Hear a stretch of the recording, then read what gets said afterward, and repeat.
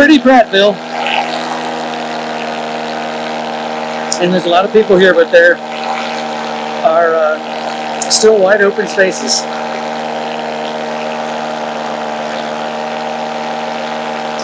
So if you look up ahead, you'll notice the large field out here that has the semicircle crop lines, plow lines across the street here. And then beyond it, there's some houses, and then beyond that, those trees. And then beyond that is the field where the stables are. And those stables are the ones that we're going to. Yeah, this is where my neighbor keeps his horse, and he's real happy with it. I went over there one time and kind of helped him with the horse stuff. And he was talking with the folks that ran it over there, and he seemed to really like them. So we're going down Ridge Road right now. And there's the area out front by the road that they use to, train them to walk them. Little jumps and such. And this is the driveway going in. To my left here, we're going to go ahead and make the left up the driveway. And then there's a house there. The stable is actually behind the house. It's a good view of it. They're able to come out here and leave the horses run out here if they want to.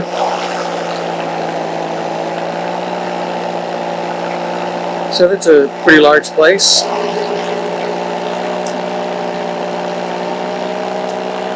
My aunt had a stable in New Jersey, and she didn't have an area, I don't think, this big. She could have, but I don't know. Certainly seems to be a plus when they can come out and run around, not just be in the stable, unless they're being trained on that front training area.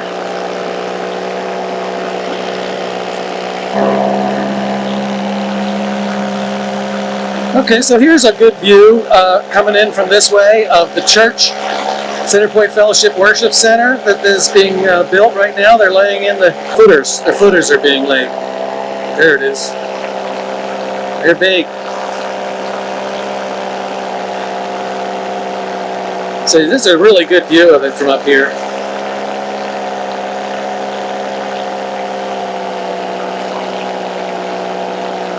Big parking lot.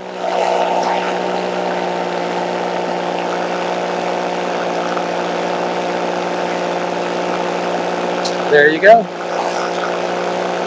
Footer's going in right now.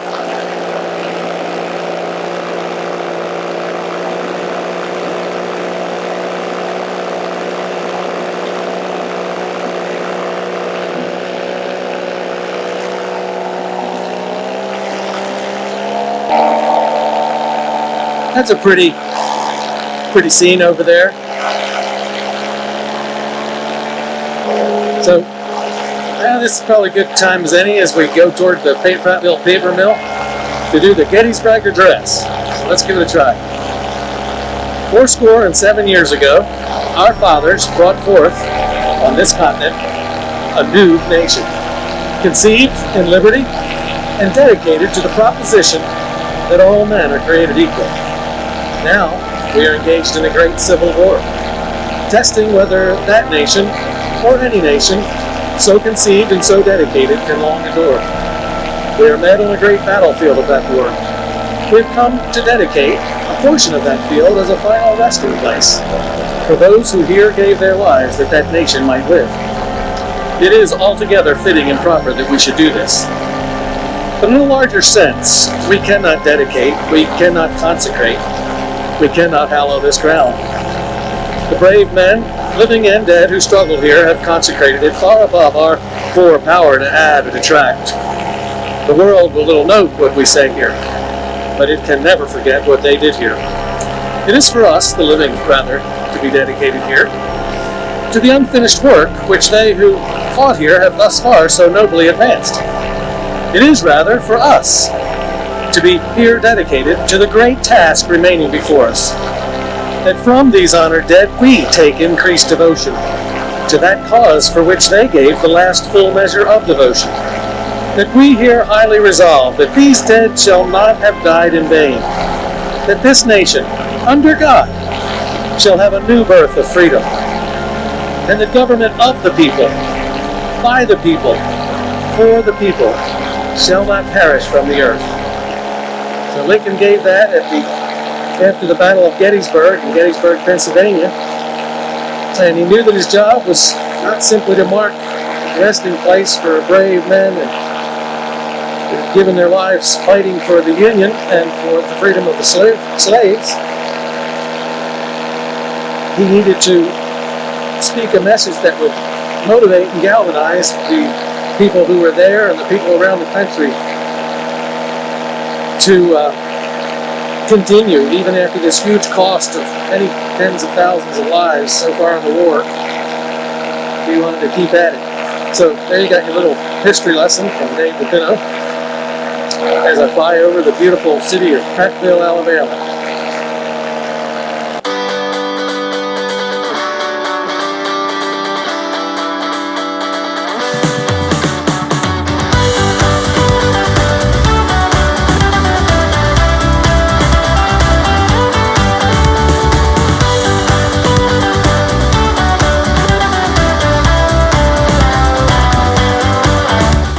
Well, I hope you enjoyed the flight, because I certainly did. God bless. Bye-bye.